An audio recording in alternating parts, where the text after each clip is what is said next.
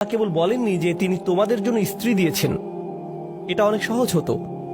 আল্লাহু জাআলা লাকুম আজওয়াজা, আল্লাহ তোমাদের স্ত্রী দিয়েছেন, যথেষ্ট ছিল। কিন্তু না, আল্লাহু জাআলা লাকুম মিন আনফুসিকুম আজওয়াজান, আল্লাহ তোমাদের মধ্য থেকেই তোমাদের জন্য দিয়েছেন স্ত্রী, তোমাদের মধ্য থেকেই। এটা নিয়ে গভীরভাবে ভাবতে গিয়ে মুফাসসিরগণ চমৎকার কিছু কথা বলেছেন। এই আয়াতে তোমরা কারা?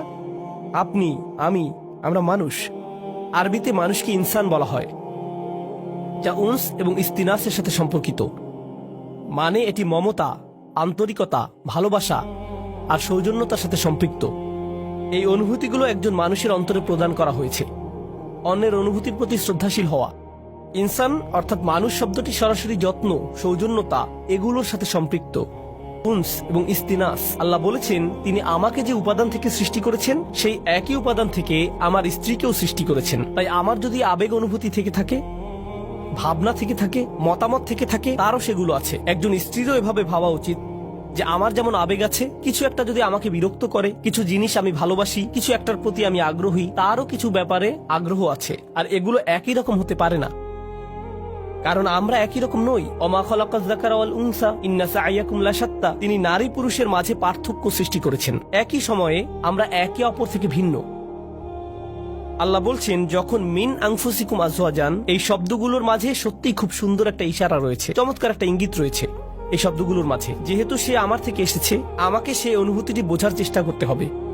যদি সে কষ্টদায়ক কিছু বলে, কোথা থেকে এর উৎপত্তি হলো, কোন অনুভূতি থেকে এই আচরণের উৎপত্তি হলো, কোন কারণে সে এটা বলল, সে খারাপ এজন্য এটা বলেনি, সে রকচটা এজন্য এটা বলেনি, এগুলো সহজ উত্তর, তাই না? সে অহংকারী তাই সে সব বলছে। সম্ভবত এর পেছনে যাকে আপনি অহংকারী বলছেন হয়তো তীব্র মনোবেদনা রয়েছে। আপনি আপনার মতো করে মনোকষ্টের সাথে ডিল করেন, আর সে তার মতো করে ভিন্ন একটি উপায়ে মনোকষ্টের মোকাবেলা করে। তার মনোবেদনাটা হয়তো কষ্টদায়ক শব্দের মাধ্যমে প্রকাশিত হয়, বা শব্দগুলো আপনার কাছে বেদনাদায়ক মনে হয়। যদি আমরা এই ইস্তিনাসের চর্চা করি, তাহলে আমাদের পারিবারিক সম্পর্কগুলোতে আপনি আপনার ছেলের আচরণকে অসম্মানজনক আচরণ হিসেবে দেখবেন না। আপনি দেখবেন এই অসম্মানজনক আচরণের পেছনে নিশ্চয়ই কোনো কারণ আছে, যার সমাধান হওয়া জরুরি।